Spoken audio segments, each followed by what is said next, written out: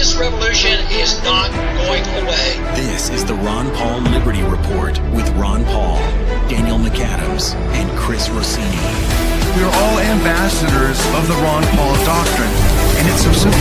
Just tell the truth. An idea whose time has come cannot be stopped by any army or any government.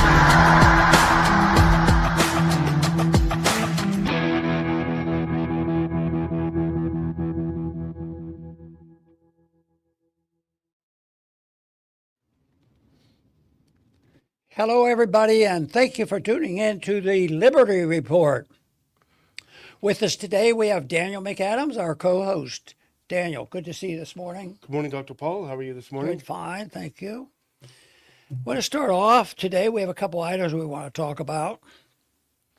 And one has to do with the ability of our country to willy-nilly bomb anybody we want to bomb.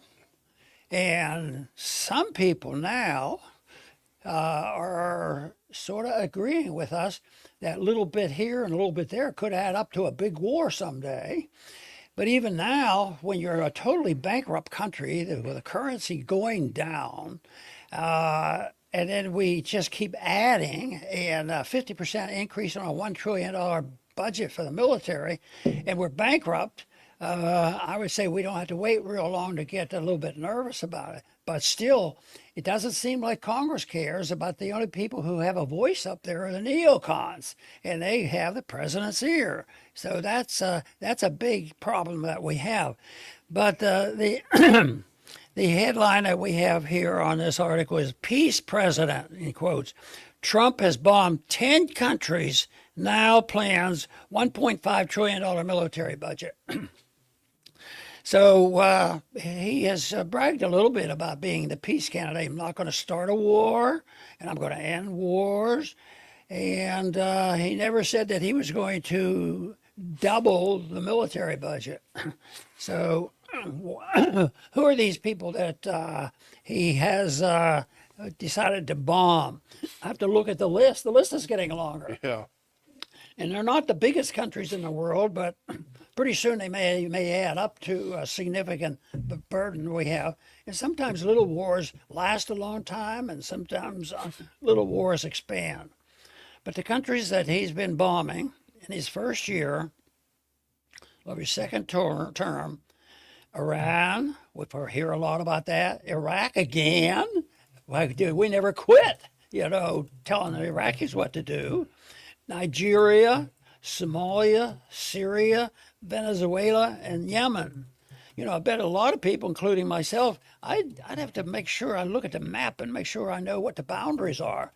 But that's the that represents his policy. Bomb, bomb, bomb, and talk. But right now, I'll tell you, there's going to be an end to it. And of course, we can't stop the beginning. We tried hard about stopping the Iraqi war, but we won't be able to stop what's coming. But we could warn people and be prepared and try to figure out what are we going to substitute for this foreign policy. You say, oh, well, the Democrats say, what we need to do is change parties, have the other party.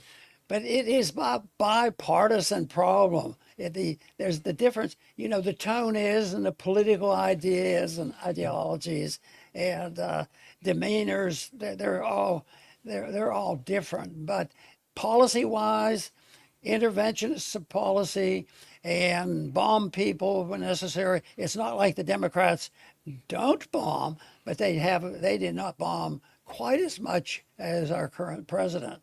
So we're placing a vote in there and see if anybody will pay any attention. Cut out the voting. Just bring our planes home for a while to give them a rest. But no, we have to defend the country because the people want to be safe. And that's the whole argument. They have to be safe. So spend whatever you have, even if you have to go into debt that you can't pay, because we have to make people safe. So that's the thing. That's the argument they use, whether it's social problems, domestic problems, budgetary problems. It's always, but we make the American people safe. And yet, I don't know about you, Daniel, but I wake up and I am concerned about something happening to us. But I think since we have more responsibility, I keep thinking, what is my government going to be doing to me next week? And why do we have so many problems? And I think it's really this empire that we're defending, and it's not going that well. And that's a big philosophic change that we have to make. But fortunately, the numbers of people who are growing concern about what's happening is good. It's a good sign that people are shifting their mind. But the bad news is it's going to take a while, and it's going to take a lot of energy.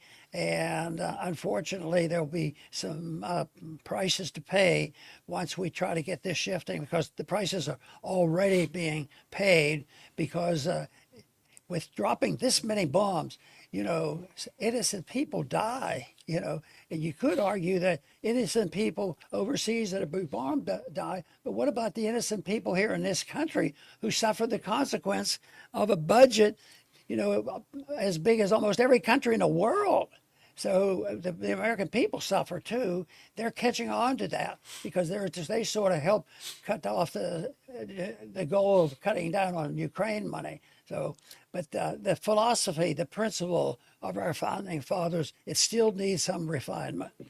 And the reason we're trying to put this together as a package today, it's not to nitpick the president, but words have meaning. Words are important, and when you say you're the peace president and it turns out you're bombing, well, you can't say that war is peace. War is not peace. Oh, well, they're small wars. Well, not if it's on your neighborhood. They're not small wars. Now, Ben Norton is someone that I read a lot. If he's coming from the left, but he's a very good writer, and he has this piece out. If you this is geopolitics and economics. It's listed in. If you can actually, before I do that, the reason why words have meaning. Another thing. Sorry, I got myself off track.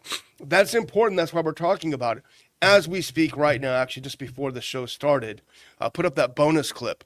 This is why it's important. This is Benjamin Netanyahu, who is in the White House right now. He is just signed on to be on President Trump's Board of Peace. He's there with Marco Rubio. So literally, war is peace. This is a man who slaughtered probably at least 200,000 people in Gaza. He's a wanted war criminal. He's going to go back again. He's completely obliterated Gaza, but somehow now he's on the Board of Peace.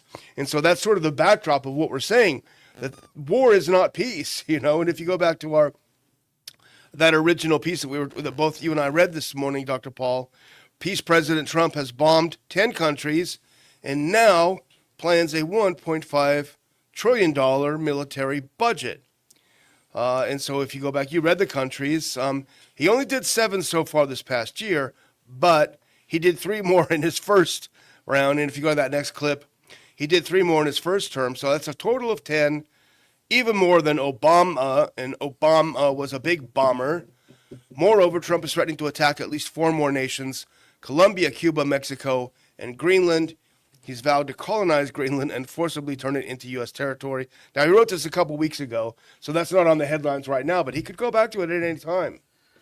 I believe these countries are for peace, and I'll qualify that. The Soviets wanted peace. Others want peace. Authoritarians want peace, but they want to conquer everybody else. They want peace on their terms. And so the peace argument is just, a can of worms. If they were talking about real peace, they would be talking about non-intervention and minding our own business and being friendly, maybe not fussing around and trying to punish people not only with bombs, but with the idea of tariffs and sanctions and instructions, and that wears on people. I don't think it's the road to peace. I think it's the road to, bigger wars. Our arguments that we made on Iraq, they thought that there were predictions. This was cakewalk. That wasn't. These people don't know what they're doing, and yet how many lives were lost? How much money was spent? And here we really technically never left. We have bases there, and we're part of the Middle Eastern turmoil that continues, but it should be changed but I don't see it changing unless there's a philosophic change, in our universities, in our government and in the electorate, because right now I think the people who have a saying in Washington are the neocons, but I don't think they are the majority of the American people. If the American people were given an honest choice, I don't think they support this. And at times they wake up, but most of the time it's so late after so much pain and suffering. And the same people that lied the first time are now here lying again. Mark Levine, all of the neocons, they're back saying the same thing about Iran as they said about Iraq, and nobody's just telling them to shut up. Lindsey Graham, we had enough. You screwed up last time. We don't want to hear from you. You don't lose your credibility. There's a problem.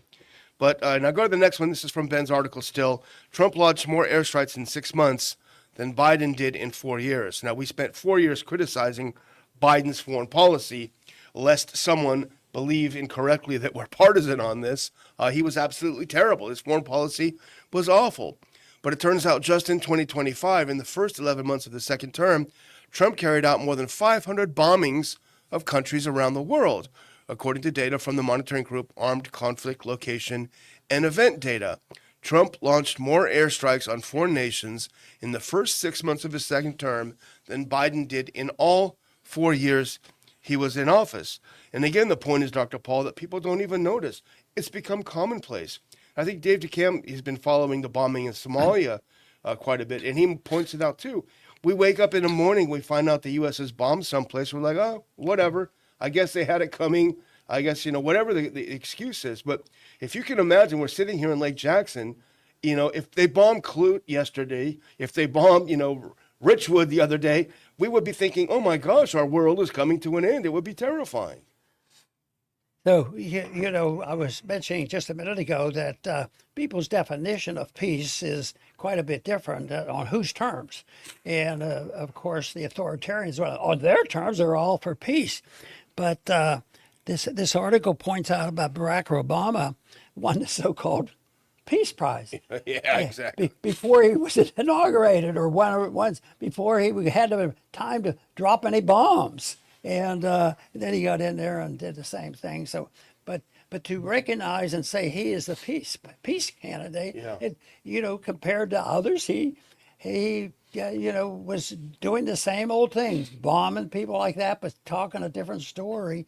And it's so sad that so many people, get their information from some superficial reporting, even though the same technology that spreads these lies is the technology that can be used for better things. And that is what I think our goal is try to use the ability to reach people and say there's another way, because my short experience in politics tells me that people will accept a change in policy, even young people will accept the change. No welfareism. And these were from liberal universities, because I explained to them, under our system you would have your personal liberty, and that seemed to perk up their ears, because they cherish that more than most people realize. Absolutely. The other thing is the military budget. You said, basically what you said is instead of what, so we spend all of this money on bombing 500 places instead of what? Now, obviously the Chinese model is not something we aspire to, but they seem to have a lot of neat things, and they're not bombing someone every other day. So they're the ones that are on the ascendance, even though it's not the type of system we would embrace. But ours isn't either. They have kind of a capitalist communist, merging, but we have a capitalist fascist merging, corporatist merging. So neither are good. But here's where the money goes, Dr. Paul. If you go to the next one, this is from the same article. Trump wants a $1.5 trillion military budget. Fortune magazine reported that a $1.5 trillion military budget would exceed the combined military expenditures of the next 35 highest spending countries. And starting from the bottom up, a $1.5 trillion U.S. military budget would exceed the military expenditures of every other nation combined except for China. Well, let's visualize that in this next chart. and it's a little bit hard to see because the chart has a lot of countries on it, but you just essentially have to look at that dark spot, that huge chunk of the pie, that's U.S. military spending, and all of the rest. There's another large one, which is others at 20%, but everyone else is spending a tiny fraction, including China coming in at 12% toward our 37%. This is all money. This is broken window fallacy. This is instead of what. This is sunk costs. These expenditures are not to defend the United States. That's one thing that we do know. Well, this whole thing is dependent on trust in the dollar, because the dollar is up for abuse. We're allowed to counterfeit it. We're allowed to print it. We're allowed to do anything. And the people are waking up and they know this is bad. And the dollar goes down. The international markets will eventually, bring the dollar down. And what it has done in the last, especially since 1971, is atrocious what it does to the value of the dollar. So these things will end, and the signs are there, and there's preparation. Matter of fact, I think China and these other countries are very eager to change it because they're tired of us pushing our way around when really, like you say, they're not bombing Clute. Yeah. But we're bombing a lot of other people in the Middle East. How tragic that is! How many thousands of people that have killed in the Middle East, and yet. Not many people. It's almost like if you don't go along with the agreement to do this in the Middle East, that you're some type of a heathen, you're unchristian, you're all kinds of things that they'll blame you on. But that is something that will be dealt with in a more difficult way, because the bankruptcy will come and it'll have to stop, and that'll be chaotic. Doesn't have to be that way. So, but it's ideological, and I think the ideas have been already worked out, and it's the people that have to be exposed to it, because I believe they will always pick freedom over tyranny. And it's not even just the killing. I mean, that's terrible too, but it's the turmoil that bombing causes. We had Burrow roll through town, was it in 2024, the hurricane, and it didn't kill any people, thank God, down here in Brazoria County. I don't think it did. But it disrupted our lives for at least a week, and that's a minor thing. No water, no electricity, you can't go to your work, all of these different things that we take for granted as part of normal life. Well, one of the things we did want to do is do a couple of examples of, quote, small wars that actually do have a huge effect on people and on us. And the first one, now you sent this over to me this morning, I'm grateful for that. This is the Wall Street Journal. Life in Cuba is grinding to a halt under the U.S. oil blockade. If you go to the next one, this is what I'm talking about, turmoil. Go to that next clip from here. This is the Wall Street Journal. Daily life in Cuba is grinding to a halt under a U.S. campaign to block the island's oil imports, drawing international criticism that the Trump administration is pushing the island toward a humanitarian crisis with no clear endgame. The Caribbean islands' communist authorities are rationing dwindling fuel supplies, curtailing public transport, furloughing workers. Children are being sent home from school early. People can barely afford basic food like milk and chicken, and long lines have sprung up at gas stations. The tourism industry is paralyzed. Critical tourism industry paralyzed. Some popular hotels crippled by blackouts, forced to shut down, ferrying remaining guests to other lodging, according to Russia's tour operator agency. So it's not just blockading oil and hurting those evil commies running Cuba. It's hurting the people who are desperately trying to survive, the people that we claim we're trying to help. And they give you an explanation to this, and that is, we are careful. We can direct our bombs so we don't want any civilians to die. Yeah. They're innocent. And yet that's a farce, because nobody can separate it. And besides, these wars are unjustified. I don't know which one you could argue is a justified war, because it's like right now what the Iranians are doing is they're legitimately, I believe, doing what they've been trying to do, is defend their country. And they haven't been invading other countries or literally bombing countries that they don't even know about halfway around the world. Yeah, absolutely. Well, go to that next one now. This is from the same article.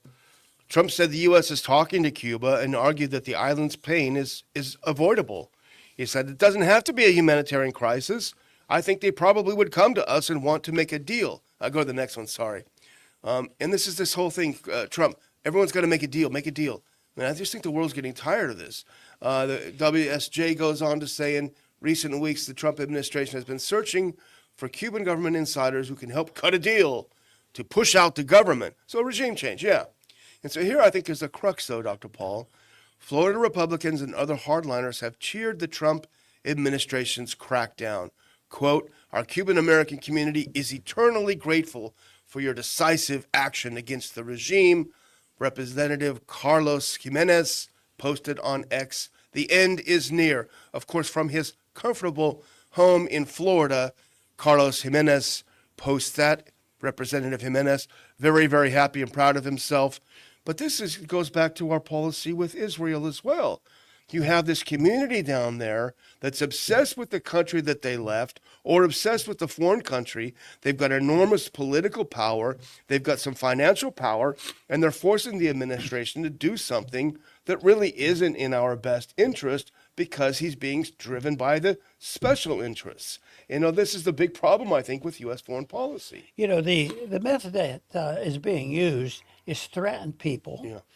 Start bombing them and said, if you do this, we'll quit bombing you. And other thing, put on a tariff, and they'll say, oh, we're going to put 75% to tariff on you. But if you don't do what we say, it's going to be 100%. But if you do exactly as what we say, we might lower it down to 50%. And people don't like that, and politicians don't like it. And as bad as the political systems are, generally speaking, there's a limit to this concept that there is to be no fairness in this, that somebody can just. But this is the way dictatorship develop. They have to have somebody willing to go out and be a tough guy, and thinking that's the only way you can be safe because somebody's going to attack us. Just think of how they told us there were going to be attacks from Saddam Hussein. Yeah, exactly. And I don't know how many people believed that, but you played that clip of the propaganda machine they had there. But people, you can't just blame them, but it's just sort of sad. What I blame is a bigger picture, and that is the propaganda, the educations, the professors, and the media, which conditions the people to say, well, everybody's saying it. It's dangerous, so we better go get them. Yeah, go get them. Go get them. Well, for anyone who says, well, what's the big deal? We got to change these regimes. Those are the same people that seem to be complaining about illegal immigration and migration. Understandable. Why do people go places and come to our place illegal? Well, here's one reason. If you go to that graphic that I put there, I think we have to skip one of the clips. But it may be hard to see this graphic as well, but millions displaced by U.S. post 9/11 wars. These are all people either internally displaced. You see Iraq, 9.2 million people internally displaced, and you have millions who have taken to the road on their feet, and they're going somewhere. A lot of them are going to Europe. Some are coming to the U.S. If Cuba implodes, we saw this in the when was it? We saw the Cuba embargo when you had was it in the 80s, right? If I'm not mistaken, you're going to see that again. This causes these sorts of things. So wouldn't it be better, Dr. Paul? It's a rhetorical question because you know the answer. If we were just to start doing business with Cuba, Cubans don't hate Americans. I've been to Cuba. I know what they're like. I know how hard their life is, but they love the country, and I think they'd be great to do business with. If anything, they're resourceful people. They can keep these 1950s cars running in great order. Yeah, well, it's a stupid policy because if we're having trouble with the government of Cuba and they represent 5% of the people or even less, and we have a beef with them, so we say we're going to bomb you, and who gets punished? The average Cuban doesn't like bombs falling on their head, so it just doesn't make sense. All that does is mean that gives the authoritarians the excuse. See what they're doing to you. So you better join us and obey us on our foreign policy and our economic policies, and then they get locked in for decades. At last. I always considered Cuba so sad because it's I think asked one time, well, what should you do in Cuba? I said, well, the best I could do is maybe think about turning it into Hong Kong. Yeah, which could happen. Boy, can you imagine if you had something similar to or even better than Hong Kong where people were just free? Yeah. And you didn't have any taxes and all this nonsense. I'll bet you they could be one of the richest countries in the world in about 2 months. So, it wouldn't take long for the people to gravitate to liberty. And after 60 some years of using force to try to bring that about, maybe there's a better way. Maybe we kill them with kindness. But another place we want to mention, because we are getting short on time, where a little war adds up to something big. If you go to that next one, this just came out. Dave DeCamp wrote it up on antiwar.com. The Pentagon to send 200 troops to ... Nigeria. We're sending troops to Nigeria. They're going to augment a small U.S. force that's been in the country for several weeks. I don't know, Dr. Paul, do you remember Congress declaring war in Nigeria? Why are we sending troops there? Nobody's talking about it. If you go to the next one, it comes after the U.S. launched missile strikes on Nigeria on Christmas Day. But it's okay, Dr. Paul. They were fighting ISIS. They had to drop some bombs on Christmas Day to save the Christians and to fight ISIS. Another little country, a little war. The question is, why should we be scared enough to do this? But you suggest, it's ISIS. ISIS, they're pretty powerful. They might come over here and bomb us or do something to us. But anyway, it's a fruitless, it challenges the principles of liberty. It challenges the principles of economic policy, challenges the principles especially of monetary policy, and it challenges morality. And then we go into it wholesale. And it's as soon as the politicians get involved, and especially when they get in office, they morph into something else because the motivation they give. A lot of the people that have preached a program very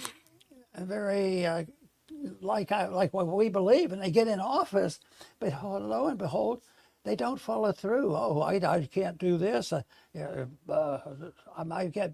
They might punish me. They might not let me be on my committee, and they're going to ruin my fundraising. They go over all these things that all they're talking about is the challenge to their power.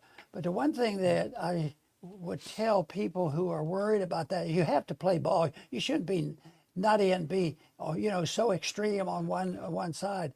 Well, I'd tell them that if you're alone and you're trying to spread the word of the Constitution, morality, natural law, and sound economic policy, and you might be a small number, I have found out that it's not that bad of politics. Yeah, absolutely. I think it can be a very positive things on politics, but what they now know is they don't want to believe, and they have reason to challenge everything any politician says. That's why the answer probably won't come out of the Congress. We're not going to get enough good people in there to see this change suddenly or over long term. That has to be something that is dealt with in a philosophic way. Yeah, absolutely. Well, I'm going to close out, Dr. Paul, by welcoming, we have some new live platforms. We're live again on X, as we have been for the last couple of weeks, and there's a good crowd over there. We're also live on YouTube, as I mentioned yesterday, for the first time since 2022. We've gone back to doing live on YouTube, and we're also live on Rumble. Shout out to our usual friends over at Rumble and to others on other platforms. We may add a few as well. So we appreciate you being there. I'm watching a lively conversation. So please do hit like wherever you're watching us. Please make some comments wherever you're watching us. Good, bad. We'll both look at them. We'll look at the comments. And we appreciate them, and we appreciate the engagement. So look forward to seeing you again soon. Over to you, Dr. Paul. Very good. us talking here, I can imagine somebody that's not familiar with the liberty movement and the understanding and the Constitution would have some question. But it could be simplified, and one thing a person could do if they want to make it a little easier to understand is it's understanding and promoting and defending the principle of voluntarism. And most people understand it, and they do it in their daily life. They know that, most of the time when you go to the store, it's voluntary. You go in if you want to, and you pay the price if you want, and the customers and the people come together. So there's a lot of voluntarism that goes, but then all of a sudden the government gets involved, and they don't do that in a lot of civil liberty ideas. And of course, on foreign policy, is it voluntarism when you go to bombing these countries? Do you say, okay, can we help you out in your country if can we come in and bomb you? Oh yeah, that's okay. You can come and do that. If you had voluntarism in foreign policy, domestic policy, social policy, believe me, it would solve a lot of problems. And it's not that complicated because it makes so much sense. And it would be something that would be compatible, very much so, with our Constitution. I want to thank everybody for tuning in today to the Liberty Report. Please come back soon.